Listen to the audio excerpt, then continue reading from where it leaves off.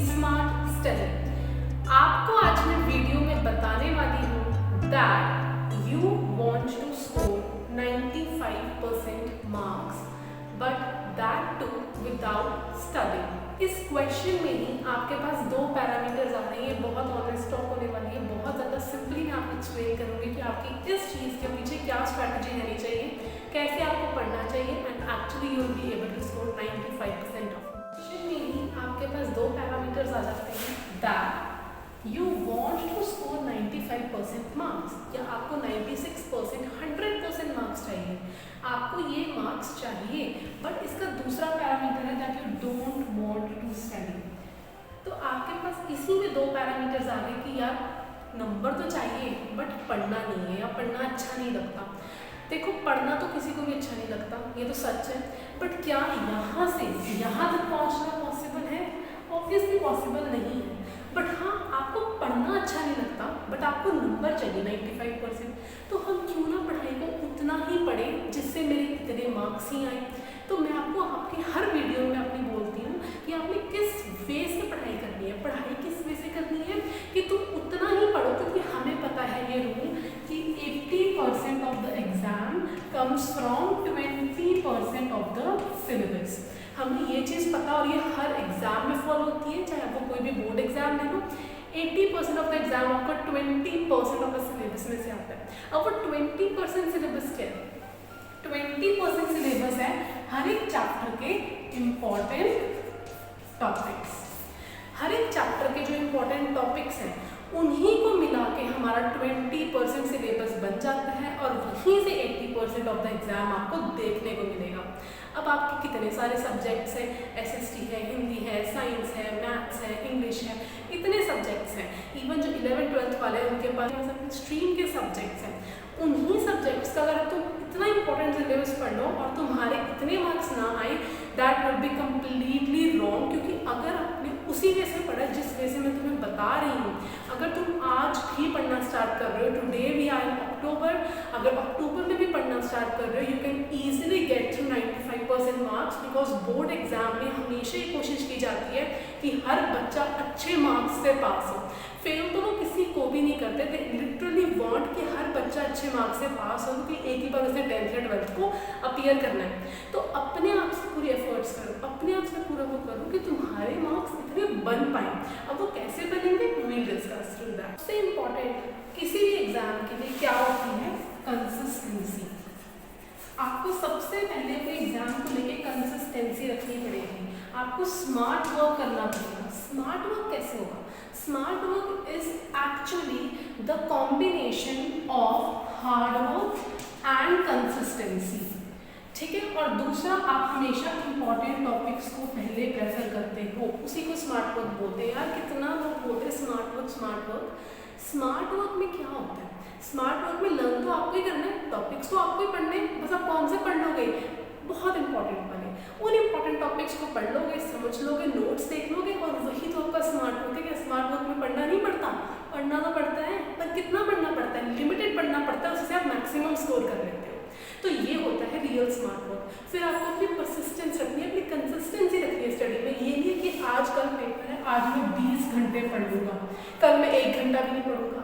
This is very wrong. आपको daily अगर पढ़ना है तो 4 घंटे डेली पढ़ना है, चाहे आप 4 घंटे पढ़ो, 3 घंटे पढ़ो, 2 घंटे पढ़ो, लेकिन वो पढ़ाई आपकी एफिशिएंट होनी चाहिए। वो पढ़ाई आपकी बहुत ज़्यादा सेटिस्फैक्ट्री होनी चाहिए कि आपको फील हो कि हाँ मैंने ये चीज़ कंप्लीट करी है, जितना मैंने सोचा था उतना आई हैव एक्चुअली डन। आपका हार्डवर्क नहीं इतना मैटर करता, आपकी कंसिस्टेंसी मैटर करती है। बिकॉज हार्डवर्क तो देखो बच्चा एक दिन पेपर से पहले भी कर लेता है, लेकिन जो पेपर से इतने दिन पहले जो अभी ब्रेक है या जो हमारे पास अभी टाइम है 84-85 डेज का, उसमें आप कितना पढ़ रहे हो, उसमें ये मैटर करती है चीज़ कि आप कैसे उन दिनों को आप कैसे निकाल रहे हो। एक दिन पहले तो सारी दुनिया पढ़ेगी, बट अभी के टाइम पे कौन कौन पढ़ रहा है, कितने घंटे पढ़ रहा है, कितनी कंसिस्टेंसी से पढ़ रहा है, दैट ओनली मैटर्स। तो स्मार्ट वर्क तो सिर्फ एंड में एक शब्द आ जाता है, उसमें होता आपका हार्ड वर्क ही है, बस इतने इंपॉर्टेंट टॉपिक्स के लिए हो जाता है। So you have to go through that. तो अपनी पढ़ाई को एफिशिएंट रखो और सीरियसली बताओ यार, किसी की तरफ भी मत देखो। ये मत देखो कि उसका सिलेबस तो पूरा हो गया, इसका सिलेबस थोड़ा सा रह गया, इसका सिलेबस पूरा ही हो चुका है, उसने तो कुछ भी नहीं किया, अगर उसने कुछ नहीं किया तो मैं भी क्यों कुछ करूँ, वो एंड में करेगा मैं भी एंड में कर लूँगा। आपको अपना कैलिबर पता है, you know your दिन पहले भी अगर हम पढ़ेंगे ना तो हमारा हो जाएगा कि हम इतना तो स्कोर कर लेंगे। पर कई बच्चे ऐसे होते हैं एक दिन पहले they are so much into the panic state कि वो कुछ भी नहीं पढ़ पाते, फिर एग्जाम में सब कुछ हंसर से करके आ जाते हैं, विच इज एक्चुअली रॉन्ग। तो आपको अपना कैलिबर पता है, अपने कैलिबर के अकॉर्डिंग स्टडी करो, किसी और के कैलिबर से कंपेरिजन मत करो, ना ही किसी को करने दो। इफ़ यू फील कोई आपको कंपैरिजन कर रहा है, आप एक काम सुनो, एक काम से निकाल लो, बट आप अपने लिए अपना स्टैंड लो, अपने लिए अपनी पढ़ाई को करो कि तुम्हें पता है कि तुम इतना कर सकते हो, उतना तो करो ना। हर बच्चे को पता होता है वो कितना एक्सेसिवली हिट कर सकता है, एक माइलस्टोन को कितना हिट कर सकता है, हर बच्चे को अपना कैलिबर पता होता है। तो आप उतना रखो और उतने से ही पढ़ना शुरू करो। तो डेली कंसिस्टेंसी ही आपकी मैटर करेगी। अगर आप कंसिस्टेंट नहीं हो सो आई एम सॉरी, बिना पढ़े भी आप पढ़ के भी नंबर नहीं आ सकते। कंसिस्टेंसी रखोगे तभी नंबर आएंगे, चाहे 1 घंटे के रखो 2 घंटे के रखो, लेकिन वो टाइम आपका क्वालिटी टाइम होना चाहिए। उस टाइम में कोई डिस्ट्रैक्शन नहीं होनी चाहिए। अगर तुम्हें कोई डिस्ट्रैक्शन आती है, जैसे फ़ोन की डिस्ट्रैक्शन है, फ्रेंड्स की डिस्ट्रैक्शन है, रिलेटिव्स या कोई भी डिस्ट्रैक्शन है, उस टाइम पे सबको लॉक कर दो, सबको बोल दो आई एम ऑफ। इस टाइम पे आई एम कम्प्लीटली ऑफ, मेरे को सिर्फ ये काम करना है, चाहे मैं 2 घंटे कर रहा हूँ, चाहे मैं 3 घंटे कर रहा हूँ, यही काम करना है, बिकॉज आपको पता है कि आपको अपना उस टाइम पे काम ही करना है। एंड जो बच्चे ये बोलते हैं कि भाई हम तो 18 घंटे 20 घंटे पढ़े हैं, they are the complete liars. पूरी दुनिया में 1-2 ऐसे बच्चे होंगे जो पढ़ लेंगे। तुम खुद सोचो यार, हमारे पास 24 घंटे होते हैं, वी ओनली हैव 24 आवर्स, उसमें से भी कोई बच्चा अगर 20 घंटे पढ़ रहा है, so is that even reliable? 4 घंटे तो बस वो सो रहा है, मतलब और वो कोई काम ही नहीं कर रहा, मतलब वो सिर्फ 4 घंटे सो रहा है और तो वो कोई काम ही नहीं कर रहा। क्या काम नहीं कर रहा? कोई अपनी एक्टिविटी नहीं कर रहा, कोई अपनी हॉबी नहीं कंप्लीट कर रहा, वो सिर्फ पढ़ी जा रहा है, किताबी कीड़ा बना हुआ है। ये भी नहीं करना होता। ऑब्वियसली ये बिल्कुल भी रिलायबल नहीं है, बिकॉज 20 घंटे में आप कंसिस्टेंटली क्वालिटेटिवली नहीं पढ़ सकते।